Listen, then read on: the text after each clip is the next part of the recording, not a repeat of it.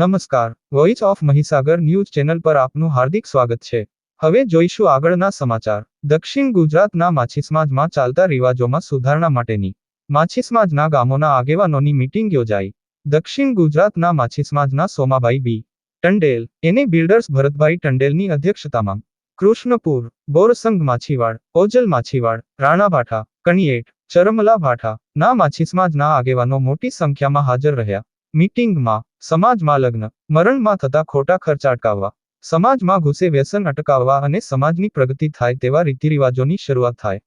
કણિયેટના Ishwarbhai professor Kantilal N ટંડેલ અને દક્ષિણ ગુજરાતના સામાજિક કાર્યકર તથા બીજેપી અગ્રણી શૈલેષભાઈ ટંડેલ હાજર રહ્યા હતા। Bureau report, voice of Mahisagar news.